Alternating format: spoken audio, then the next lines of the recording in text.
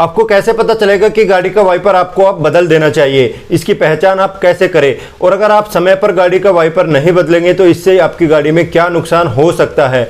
गाड़ी का वाइपर बदलने से पहले आपको किन किन चीज़ों का ध्यान रखना चाहिए, तो इन सब चीज़ों की जानकारी आपको इसी वीडियो में मिलने वाली है। तो स्वागत है आपका मेरे चैनल में जिसका नाम है इंजीनियर खोपड़ी। वैसे तो गाड़ी का वाइपर हर एक सीजन में आपको हर एक साल में एक बारी बदलना चाहिए, और वो भी खास करके जब बारिश का सीजन शुरू हो उससे जस्ट थोड़ा सा पहले ही बदलना समझदारी होता है, क्योंकि पूरे बारिश के सीजन में वो अच्छे से काम करता है। फिर भी लेकिन अगर आपको बीच में कभी लगता है सीजन के ही कि ये वाइपर अच्छे से पानी को साफ नहीं कर रहा है, तो आप उसको बीच में भी बदल सकते हैं। कई बार होता ऐसा है कि वाइपर आपको देखने में बिल्कुल सही लगता है, आप देखेंगे तो आपको लगेगा कि वाइपर की जो ब्लेड है वो बिल्कुल सही है, वो कहीं से कटी नहीं है, वो घिसी भी नहीं है, लेकिन फिर भी आप उसको हर साल आपको उसको एक बारी बदल देना चाहिए। और ऐसा मैं इसलिए बोल रहा हूँ कि बाहर से देखने में भले ही ये रबड़ आपको सही देखने में लगे, लेकिन ये रबड़ हार्ड हो जाती है समय के साथ साथ, और जब ये रबड़ हार्ड हो जाती है तो इसके दो नुकसान होते हैं। पहला नुकसान तो इसका ये होता है कि ये जब शीशे के ऊपर साफ करेगी पानी को तो वो सही से साफ नहीं कर पाएगी, क्योंकि हार्ड हो गई है, पीछे थोड़ा थोड़ा पानी ये छोड़ती हुई चलेगी। चलो इस चीज़ को भी अगर आप एडजस्ट कर पाएंगे तो दूसरा नुकसान इसका ये होगा कि अगर आप इसको नहीं बदलेंगे समय पर तो ये आपके शीशे के ऊपर स्क्रैच छोड़ देगी, क्योंकि ये हार्ड हो चुकी है तो ये आपके शीशे के ऊपर स्क्रैच छोड़ देगी, और ये स्क्रैच फिर किसी भी तरह से शीशे के ऊपर से विंडशील्ड के ऊपर से नहीं जाएंगे। उसके लिए फिर आपको गाड़ी का जो शीशा है सामने वाला विंडशील्ड जो है उसको ही आपको बदलना पड़ेगा। तो कहाँ 300-400 रुपये का ये वाइपर ब्लेड बदलना था और कहाँ आपको ये पूरा शीशा 6-7 हज़ार रुपये का शीशा बदलना पड़ेगा। तो इसलिए समझदारी इसी में है कि हर सीजन में या समय समय पर जब भी आपको लगे कि वाइपर की ब्लेड हार्ड हो गई है, वो सही से साफ नहीं कर रहा है पानी को, आपको तुरंत ही इस वाइपर ब्लेड को बदल देना चाहिए। अब बात करते हैं कि इस वाइपर ब्लेड को बदलने से पहले आपको किन किन चीज़ों का ध्यान रखना चाहिए। सबसे पहले तो आपको ये पता होना चाहिए कि आपकी गाड़ी में जो वाइपर लगा हुआ है उसका साइज कितना है, वो कितने इंच का है।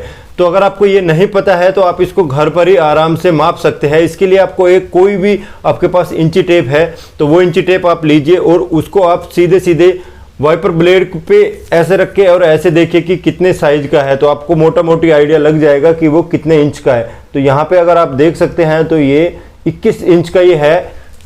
तो अगर आपको ये साइज का पता चल गया है तो इसके बाद आपको दूसरी चीज़ ये देखनी है कि इसका लॉकिंग मैकेनिज्म क्या है। वाइपर ब्लेड का जो लॉकिंग मैकेनिज्म है वो 2-3 तरह के आते हैं। कोई आता है वो स्लाइड करके लॉक होता है, कोई आता है वो हुक टाइप होता है।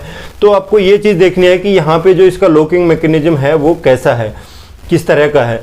तो दो चीज़ अगर आपको पता है तो इसके बाद आपको मार्केट में जाना है और उसी साइज का और उसी लॉकिंग मैकेनिज्म का उसी गाड़ी के हिसाब से आपको ये वाइपर ब्लेड लेके आना है। इसमें भी आपको एक चीज़ ध्यान ये रखना है कि आपको ऐसी दुकान से, ऐसी शॉप से ये वाइपर ब्लेड खरीदना है जिसके पास आइटम ज़्यादा बिकते हो, जिसके पास ज़्यादा भीड़ रहती हो, ज़्यादा कस्टमर जाते हो।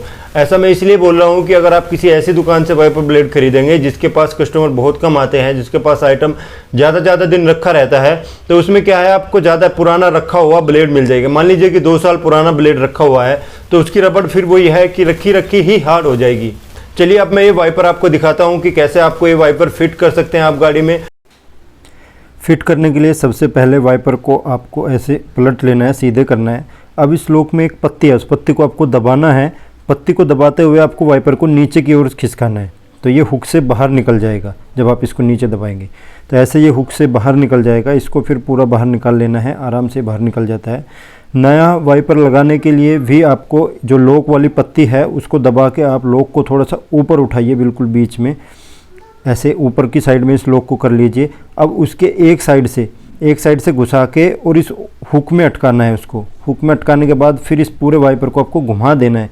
जैसे आप घुमाएंगे वो ऑटोमेटिक लॉक हो जाएगा। बस इस तरह से आप उसको आसानी से फिट कर सकते हैं। तो देखिए मैंने नए वाले वाइपर ब्लेड डाल दिए हैं और इनका परफॉर्मेंस आप खुद देख सकते हैं। साथ साथ में इनका टेस्टिंग भी हो गया क्योंकि बारिश आ जा रही थी। तो इस तरह से आप वाइपर ब्लेड्स को बदल सकते हैं। तो अगर आपको आज की मेरी वीडियो अच्छी लगी है, इसमें कोई जानकारी मिली है, तो मेरे चैनल को सब्सक्राइब करें। कोई भी आपको कमेंट है वो कमेंट सेक्शन में आके आप बता सकते हैं। मेरे साथ आप बने रहे, इसके लिए आपका बहुत बहुत धन्यवाद।